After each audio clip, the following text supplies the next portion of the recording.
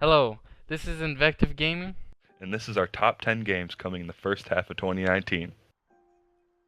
Starting at number 1 on the list is Metro Exodus. If you've played any of the previous installments, then you'll know it's on my number 1 spot for good reason. For those who have never had the pleasure, Metro is a beautiful single-player FPS masterpiece with hardcore survival mechanics that please even the most hardcore of fans. The previous games were easy on the eyes for their time, but Exodus takes it 10 steps further to bring it to today's standards in stunning style. Exodus is a change of formula compared to the others, like not being set underground, on-the-go customization, more open, less linear style levels, which isn't wasted space because they're going to add side quests and activities for each area. The biggest change being themed around traveling across vast distances of the world on a train.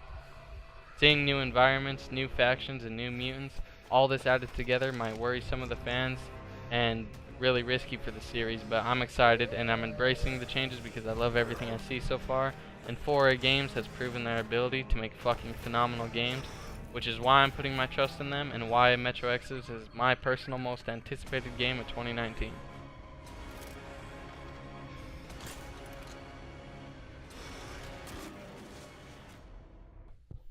At the number 2 spot, we have Kingdom Hearts 3, which came out January 29th for the PS4 and the Xbox One. This game has been a long time coming for fans of the series who want to see their favorite Disney and Square Enix characters interact with each other on some new and returning Disney worlds. This is a mainline title, so it will be going back to its roots for gameplay while adding new mechanics to keep it fresh. This is also the last game in the Xehanort saga that will hopefully give some fans some closure, not to mention the amazing OST that will surely accompany this game. Some people are worried that if this game can live up to the hype since it has been 14 years since the release of Kingdom Hearts 2. There's also some concerns that the gameplay will be floaty after seeing gameplay in the many trailers leading up to its release. This floatiness has been something that's plagued the series for many spin-offs. In the end though, I'm sure this game will please many fans who have been patiently waiting for this game.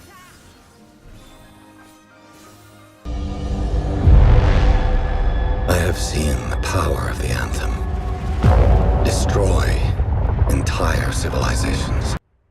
Okay. Number 3 on our list is Anthem. Anthem is a game that I think you're either going to love or hate like Destiny, but there is no denying Anthem is coming into this new genre of game with a bang. The game looks absolutely gorgeous. The story seems to be there, and the gameplay looks crazy and new even compared to other single-player focused games. The abilities of these javelins seem like they would please the fans of games like Destiny and Warframe while also bringing in new players to the audience. Our only hope is that BioWare are able to fix all the bugs that were going on during the closed and open beta over the past 2 weekends and have the game launch polished, and if they can do that, I think Anthem will be one of the best games this year.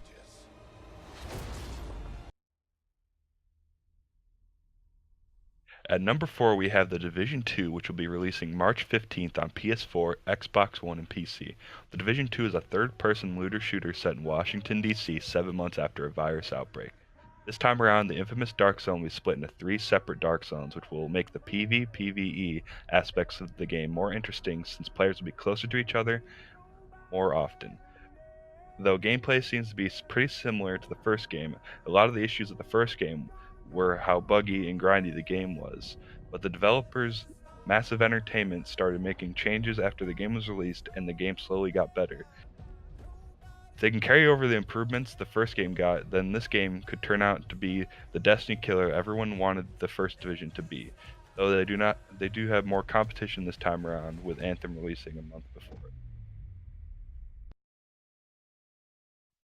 Next on the list is Sekiro: Shadows Die Twice. This game is the next game from Software, and that means more of everyone's favorite series of getting fucked up repeatedly, dying to the same boss till you rage enough to where you put the game down for a week and come back and beat the boss on the first try. Yes, I'm speaking from personal experience. But that's the charm of it, isn't it? Not many games in today's market actually love to challenge you to the extent through hard trial and error. Disclaimer, in Sekiro there are going to be tutorials as of being published by Activision, but From Software has came out and said that they aren't overpowering and supposedly very subtle. But regardless, the game looks a great change up in the formula, where the others have been so grounded. This one lets you pretty much traverse anything, swinging around with the grappling hook. It looks like a lot of fun, and I can't wait to hop into it when the game comes out on March 22nd on PS4, Xbox, and PC. You'll learn to appreciate its worth.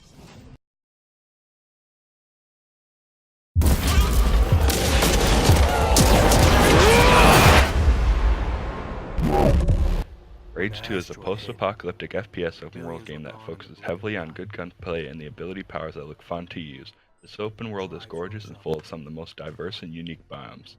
You can also drive Mad Max style and fight in vehicle warfare, and not to mention all the different enemy factions that have different themes to them, different enemy types. This is another game I really look forward to playing when it comes out May 14th to PS4, Xbox, and PC.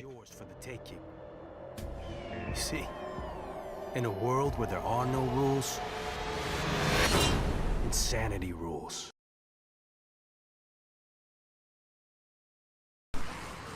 Number 7 on the list is Days Gone. Days Gone doesn't have the most information on it, but is a third-person zombie survival game that has really cool elements to it, such as crafting, a big emphasis on stealth, and a huge part of what makes this game unique is the way you fight zombies. As hordes of zombies charge at you in great numbers, you can't help but think this game looks really intense, and it seems as though the game will punish you if you make a mistake or take a wrong turn. You're going to get run down pretty easy. Using guns and the environment as weapons to help you kill and block off zombies is a really awesome mechanic that will keep you on edge, constantly looking for ways to get the upper hand. I've been completely sold on Days Gone since seeing the first E3 trailer. After seeing even more of the game, I believe it will live up to the hype, especially because this is a PS4 exclusive and those rarely flop. I will definitely be playing this day one when it drops April 26th.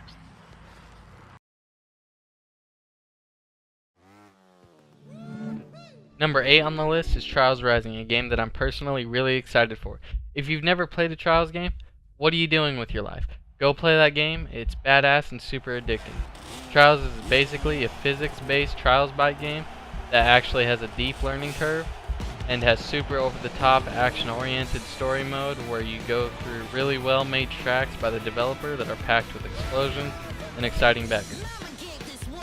I've never played a Trials game until Fusion, and I bought it thinking that it was just going to be a fun game to play on the side.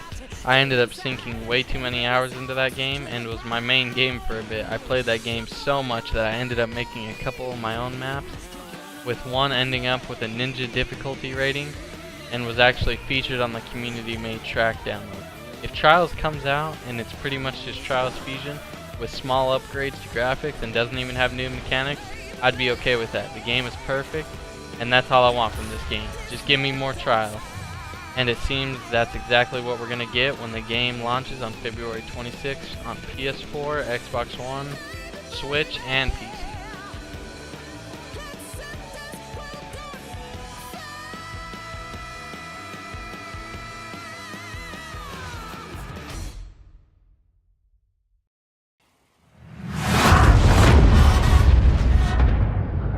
Last on this list at our number 10 spot, Far Cry New Dawn.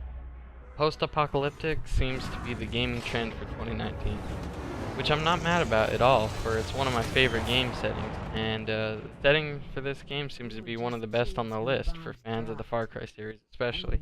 I didn't enjoy Far Cry 5 myself. I couldn't tell you exactly why. It was a gorgeous game, but I fell off really quick and just wasn't that enjoyable for me, and that really bummed me out because it looked really promising, especially all the cool DLCs that came with it. I just didn't hit the switch for me. So Far Cry Dawn for me isn't something that I'm going to hop in personally, but if you enjoy the series and love 5, New Dawn seems really good. The setting is really cool, and not to mention looks really gorgeous, and if I didn't get let down by 5, it would have been something that I for sure would have hopped into, which is why it's on the list. So that was our best top 10 upcoming games. Let us know if we missed any down in the comments. And leave a like and subscribe and ring that motherfucking bell, because we're going to start posting on a regular basis. Alright, well, I hope you guys enjoyed, and we'll see you guys on the next one. See ya.